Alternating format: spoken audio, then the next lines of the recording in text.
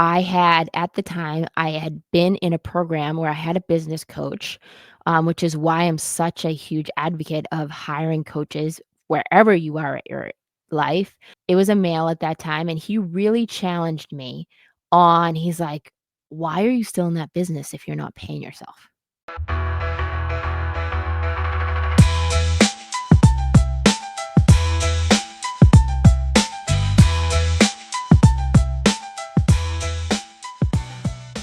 I am your host, Kendra Hewitt. Thanks for taking the time to be with me here today. And today we're going to dive into one of the money lessons that I feel like has definitely been the most challenging for me to, I would say, not only learn, but really accept. And it's a constant work in progress for myself. And I'm sure many of you will be able to relate to this episode. And the reason that I chose to do this episode today is because every week, I look at some of my coaching logs of some of the clients I worked with or new discovery calls I've done, sales calls, and I look at some of the reoccurring themes. And this one was a huge one that has come up over the last closing like of the end of the year, right? So January, now we're mid-February.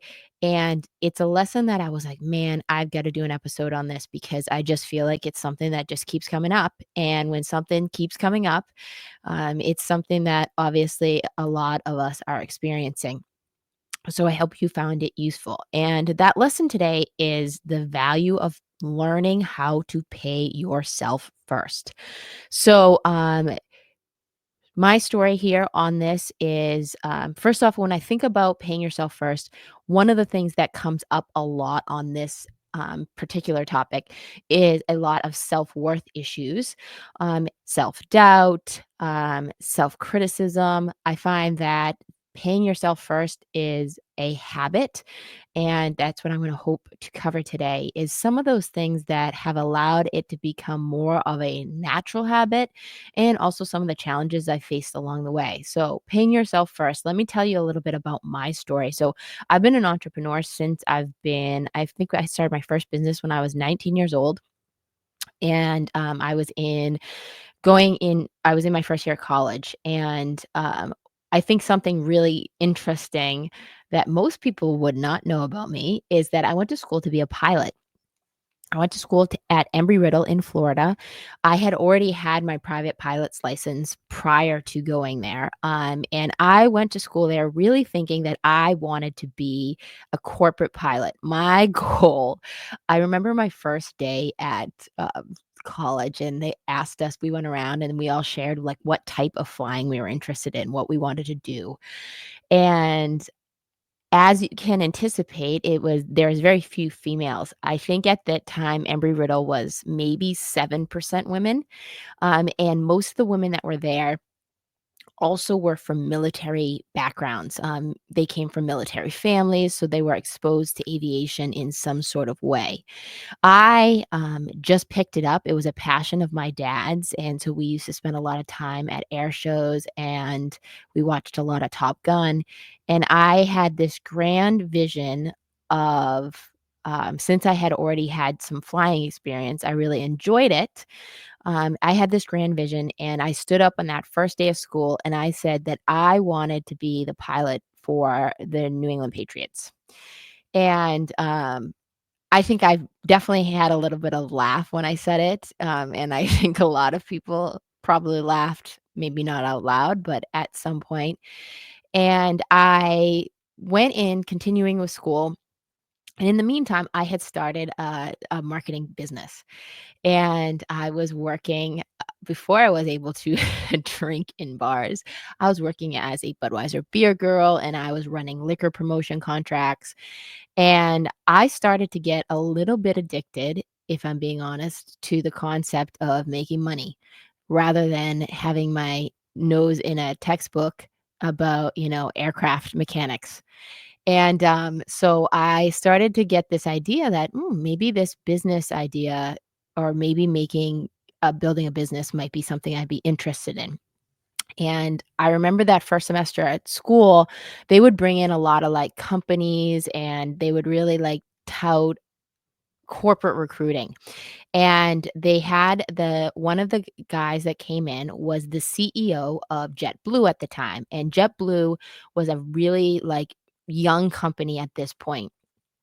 And, I remember he started his presentation with a bunch of stats on, like, what you could expect to make your first year if you had, based on what level of experience of flight experience you had and licensing and all this kind of stuff, and he was really going to start to the premise of his presentation was to start to recruit people that wanted to work for JetBlue, like corporate pilots, aviation mechanics, even I would say air traffic controllers, and all of the components that make up, um, a successful airline. And obviously, JetBlue has really had a good run. And I just really think back to that day, but I remember so clearly sitting in that auditorium, listening to him speak and being like, man, you know what?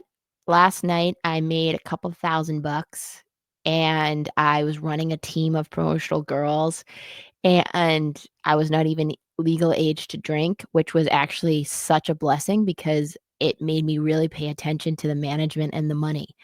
And the guy that I was doing a lot of my liquor promotions with really, really took a liking to me in terms of like how I could hustle. And I started thinking, I was like, man, I was like, I don't know if I want to be in the front of the plane. I kind of want to be in the back, like on a private plane. And I started to have this vision of what it would be like to be the owner rather than the operator of the plane.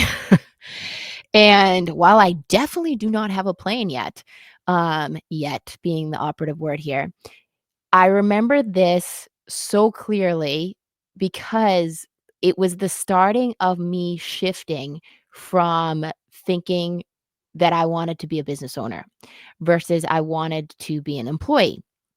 And while there's definitely a need for both the employees and the actual company owners, I just started to identify that maybe I don't want to be the person that is driving the bus. So I started really getting some skills around owning a business, running a business, and my career in the liquor promotions was pretty short run. Because I ended up leaving school. And I ended up leaving school in Florida because I just knew I was not pursuing the path that I wanted to do. And I remember this one conversation that I came home. It was around Thanksgiving break. It was my first real semester at school.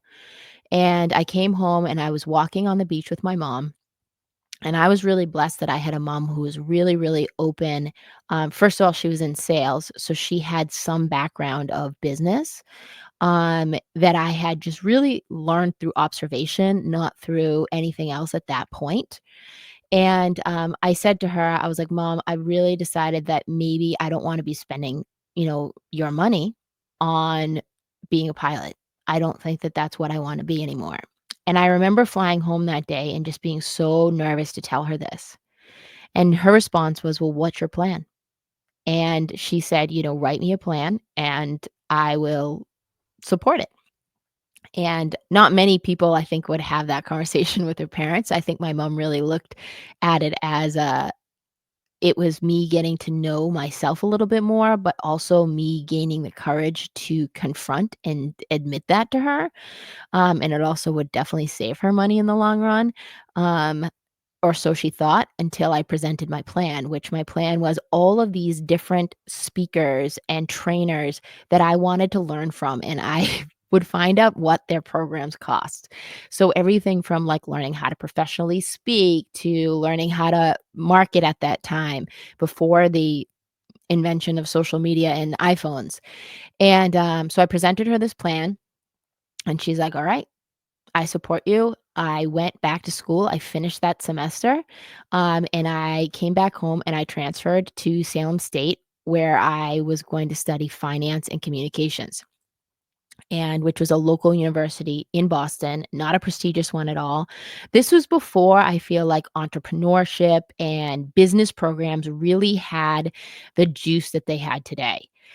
Um, and this was probably, I would say, my first experience in starting to see what it took to run a business and all of the moving parts, which is gonna be a totally different episode that I'm gonna go into, because it takes a lot. But I remember at that time, I had saved some money because I didn't have any overhead in the promotional side of the business, right? But the problem was is that I then turned around and I spent it and then reinvested it in myself. And this was a continual pattern, which I still have to this day, where it's like I'm constantly reinvesting it in myself. However, I'm also much more strategic of what that looks like these days. Fast forward, I have another business, totally different business, where I did marketing for professional speakers, that I had a really good run in. I started doing some real estate investing, and that's where I started to really build, my first 6 and 7 figure companies, with partners at the time. And I really thought about it is that I was one of those people that I didn't have any financial skill sets to start off with. So everything I started to learn was from the school of hard knocks and really from my experience. And this lesson, the pay yourself first lesson, came up really, really pretty early on, because now I started to like have my own apartment and have my own expenses. And it couldn't just be like, hey, I keep reinvesting in myself. I actually had to take out some money to live on that I needed, um, just to support my lifestyle at the time, which was very, very meager, and mostly was spent on fun outside of the basics of, rent, where I split it with a roommate and all of that kind of stuff. So, those first, I would say formative years, and then, like, the next formative years is like, you have a relationship and you live with your I lived with my boyfriend at the time, learning how to juggle and how to live with someone else and financially what that looked like. And at this point, I was just still hustling. I had relocated to Florida, at this time and just was like starting the next iteration of my business, which was a really fun period of in my life. And while I went through that transition, I ended up, working at doing going into PR and working in a PR company. And what was interesting is that I look at this timeline of just like the development of my businesses at that period of my life, and there was always some self-worth issues, like where it was like hard for me to ask for money or hard for me to ask for what I was worth. Um, and I look at today and they're still sometimes there. They still sometimes rear their ugly heads. And this is a really good example where, if you have not done the current money, identifying your current money blueprint exercise, that I have, there's a link in the show notes to this. All you have to do is put in your email and I will send it to you. It's about an hour long, I would say, exercise where you look at your current money blueprint.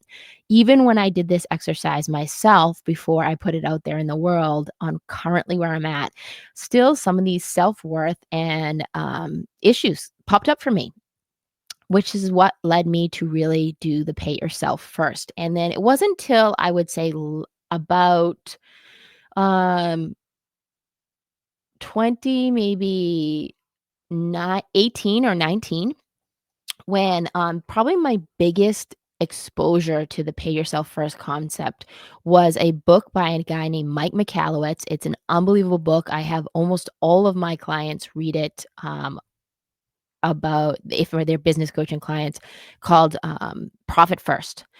And Profit First was really how I started to put the pay yourself first in action. And just like I said, this is something that you're constantly going to have to monitor, just like your money blueprint, on where you're at with it. And today I'm going to share just 3 of the steps that I really do on a regular basis for you to really assess where you're at. And the reason that I, again, bring this up is because in 2018, when I read that book for the first time, we were 7 years into our practice in terms of my husband's practice, and I was still working in the practice, and I still took very, very little money. We were living on a very meager payment structure for ourselves. And one of the things that really started to happen was I started to really build a lot of resentment towards the practice, where I would just resist things that I didn't wanna do, or I wouldn't plan, or I just wouldn't take money out for myself. And Ryan took out money as owner's comp, and we always lived on that. And I was really good at managing what that was at the time. But it came a point where this really started to erode and bring up more of my, self-worth issues would started to pop up. And I was like, "Man," I had at the time, I had been in a program where I had a business coach, which is why I'm such a huge advocate of hiring coaches wherever you are at your life.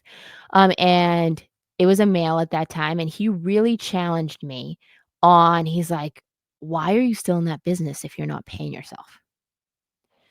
And I definitely had a lot of stuff I needed to work through, and but he when he challenged me on this, it was like, what were the facts? What did I actually pay myself, and how did I feel about those facts? Which is where I start with all my clients.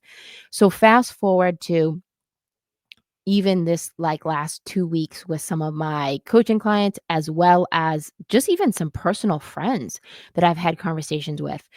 I find that a lot this is a really common challenge for people, is that not paying yourself, or not paying yourself enough, or not having any idea of what that actually should be, especially if you own a business. So if you're a W-2 employee, or if you're even if you're in sales, I had a couple conversations where it's like people didn't even know what they made last year. And there's all these feelings that come up when you share that level of vulnerability with someone. So, just really starting to think about, like, how challenging this is for all of us to really come together to start to shift our mindset on the value of paying yourself first, and also making it a habit. And that's what I want to cover today. So, first off, I want you the first step in this process is really starting with the facts on where you are at, naming, the facts, and those facts are hard questions for some of us at certainly at very, different periods of our lives. So, the first hard question you're gonna ask yourself is, if you are a W-2 employee, what did I make on my pay stub last year?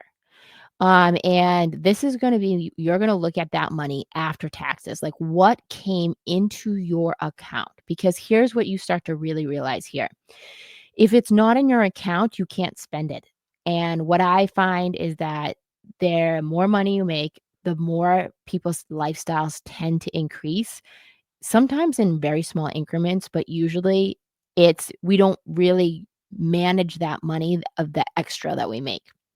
So this is gonna be if you're looking at if you are an employee where you get a W-2, you're gonna look at, what did I make on my check stub? If you are an owner of a company, you're going to look at what we call owner's comp. Now, there's a difference between owner's comp and profit. This is what the concept of profit first really teaches, and I'm not really going to get too much into detail there.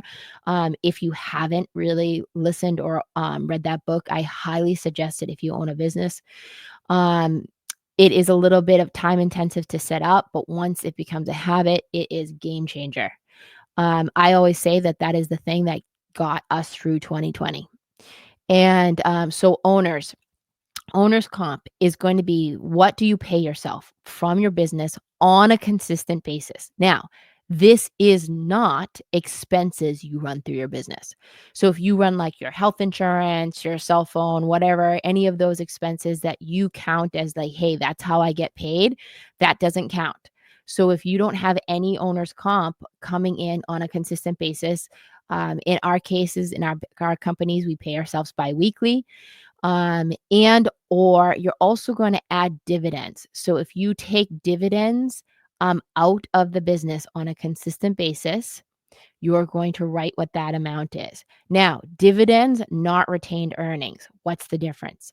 Dividends are, hey, I wrote myself a check for $10,000 out of my business account to be paid to me personally, not it sits in the business account. And if I ever needed to access it, I could.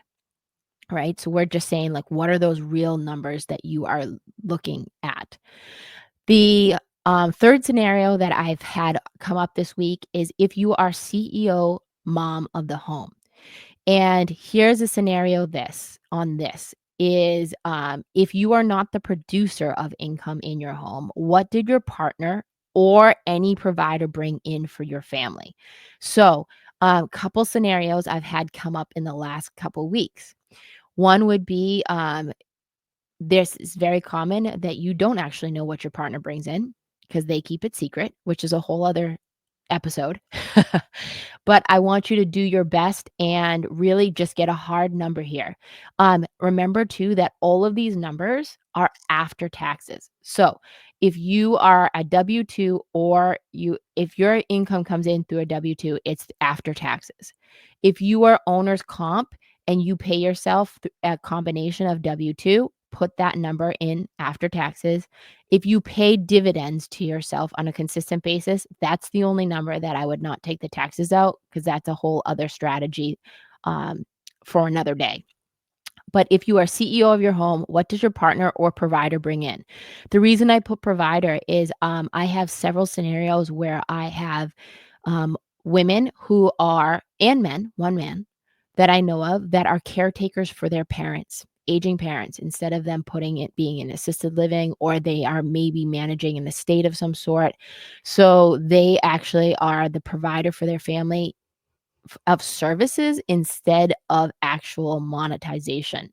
So, and here's the thing on this first concept of pay yourself first, what I really want you to think of here too is that, like, if you're not paying yourself or bringing in money, that shows that, like, it's insignificant to you, which this is just emphasizing self worth and really self love issues if you don't think that you are worth in bringing in income.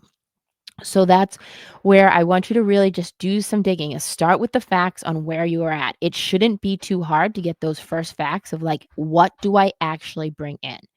The second part is where a lot of the emotion comes up, right? On this first step. So we want to list the facts. Hey, I brought in $1,000 this month in my business and I paid myself zero of it. It all went to overhead. Then I want you to name the feelings you have about that. Shame, guilt. We start to see a lot of negative feelings here. It's really critical here that you list the fact and then you list how you currently feel about it. And regardless of what those are. You don't need to be Pollyanna and try to make the most of it. You don't have to focus on the gratitude you have for what you do coming in. This is where you need to get real and raw with the facts and then the feelings. The second step you're going to do is what skills do you have or opportunities are present for you to make more money?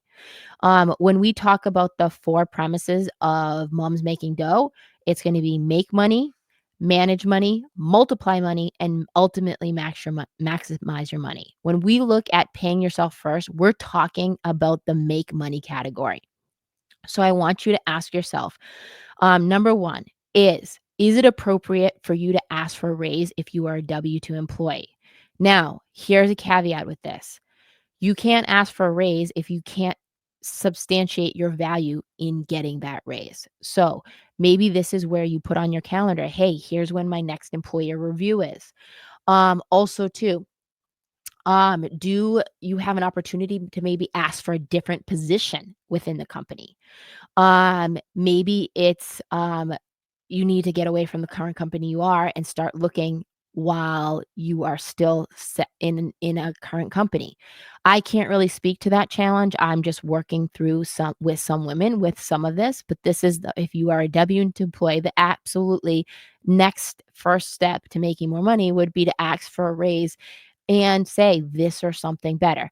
Hopefully staying within the company you are, unless you're unhappy there, and then obviously looking someplace else and really starting to market yourself and your skills. The second thing, if you are a business owner, easiest way to make more money is going to be adjust your pricing. Um, oh man, if I had a dime for the amount of resistance I get on this one on raising pricing, it's crazy.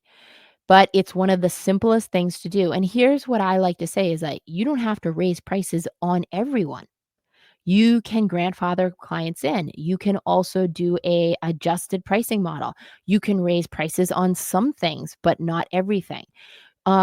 This is where I really like to have you do a competitive analysis of like, hey, in your area, what are some prices? Because what you start to find is that you are actually really not at the same level. And then you have to really start to think about like, how do I make this more valuable that I can justify and position the raising of the price? And here's reality is when you raise prices, there are going to be some people that fall off, but it really makes it comes out in the wash, I find, for a lot of people. And it's a really easy strategy to do right away, which I probably will do a whole episode on raising price strategy in the future. And the third one is going to be to start a side hustle of some sort. Um, and that's a great opportunity to make more money. It's also a tax advantage. Now, I'm not a tax professional, so I can't tell you exactly what that would be for your business. It's going to be very different based on whatever type of business, but it like can be so simple. It can be like, hey, we got a lot of snow right now. I'm out shoveling driveways because I'm shoveling my own anyways. Might as well do that and make a little bit of extra money on the side. It might be something that it's like, hey, you're teetering on a hobby versus a business. And how do you go to that next level where it actually becomes, hey, I don't just sell on Etsy. I actually have a store on Etsy. And I actually upload new products to it that are going to increase the value of my side hustle.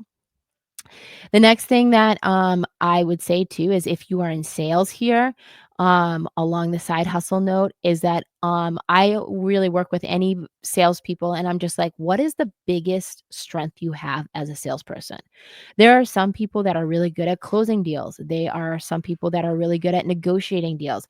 There are some people that are really good at building rapport with new leads, and really focusing on that one skill that you have in sales that would really help duplicate your money, and start to multiply and maximize what you're making.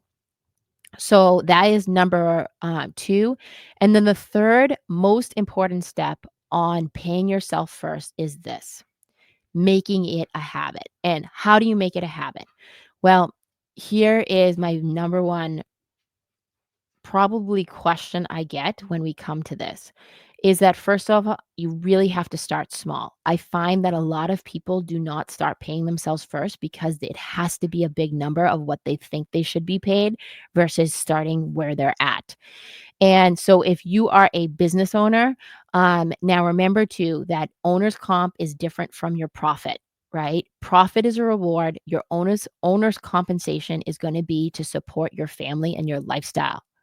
And so, but even with you starting small, it's building the habit of paying yourself on a consistent basis. So let's say you have a side hustle and you haven't paid yourself from it. You're just putting all that money into an account. And this month, what you're going to look at is what did I bring in? So if let's say for sake of ease, you brought in $1,000 and revenue. And let's say you had very minimal operating expenses. Let's say, though, maybe you did buy software for your, let's say you're a photographer and you have a camera editing software you purchased for $300. Before you purchase that camera editing software, what I want you to do is you're going to set up a separate account as owner's compensation. So usually as a business owner, you're going to have one account where all of your revenue is coming in. And that's usually for most people, and myself included, at times it was a revenue coming in, income coming in, and also my expenses went out of there. When you start to switch to profit first, you kind of separate them. But I really want you to start to think about here is you want to take that owner's compensation off the top of your sales. Right. So if $1,000 came in, you need to set a certain percentage that you are going to stick with. Now, when you are first starting, I suggest that you do 1 to 10% as owner's compensation. So let's take 10% for sake of ease. If you brought in $1,000 this month, you're going to move 10%, so $100 to your owner's compensation account before you pay that $300 software bill. So that's really just like baby step of it. That is not the whole profit first method, but that's where I have everyone start. And you have to pick a frequency. So what is really crazy is that a lot of people at this stage of the game have usually have some employees, and they're paying their employees before themselves.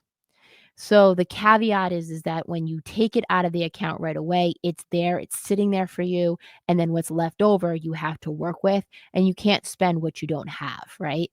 So really just building this muscle of putting it aside. And then it's up to you with what you do with it, right? So if you put $100, let's say you pay yourself biweekly. So of the $1,000 you brought in, you should by the end of that month, let's say you brought in $1,000, $2,000 total, you should have $200 in that owner's compensation account. Now you can let it ride and let it build up there as long as you don't touch it, is what, like I said. But I like to see it actually come out of your account and into another personal account of some sort, so you feel like you got paid. You don't have to do that on a monthly basis. What's major is that you start the habit of automating that automatically when income comes in, you put that 10% aside on the owner's comp. Now, how does this work if you're a W-2 employee? If you are a W-2 employee, here's what you're going to do. When you select the account, if you have direct deposit, which almost everybody in the world has direct deposit now, you're going to select that, like it's going to go into what I call your personal or your joint account in some scenarios where that money comes into your account as revenue, right? So this is your income. This is going to be really important first step. This is why I'm teaching this now, to really starting to create what I call your alignment plan for your finances. So with that scenario, you're going to have two accounts linked to your direct deposit. You're going to have one that is going to be your income coming in. So your check after all your taxes are taking out, let's say that that's $1,000, right? And just like I said, for sake of ease. And then of that $1,000, you want to take again 1 to 10%. So if you're at 1%, it's $10 a week or biweekly, right? And if depending on how you get paid. If it's $100, that $100 is going to go into a separate savings account. That's really yours. It as a W-2, it can be just your personal savings, right? So the goal is, like I said, to keep it simple where you make this a habit. And that habit then becomes something that you can automate so that it's forced every week without you thinking about it. And it's on autopilot. That is no pun intended. Um, how most planes are flown these days. So I really want you to just think about how much you can automate this paying yourself first. And this is you starting to build that muscle of, hey, I'm worth this, instead of resentment, like I said, I was starting to do with our businesses when I didn't do this habit. So I really hope you do this. You take a stab at this, you automate it. And by the end of the next couple months, you'll start to feel a total shift in how you value the income you're producing if you start this habit of paying yourself first and start to own it. So, just a reminder too, at the end of every month, I will be doing a master class. It's called Master Your Money Game. If you want to know more strategies like this, click in the link in the show notes to sign up for our next class. The time is posted and the date. The next one will be live, because then I take a lot of questions, and we do a Q&A live with your listener questions. So I hope you guys got a ton out of this, and we'll see you next time on Moms Making Dough.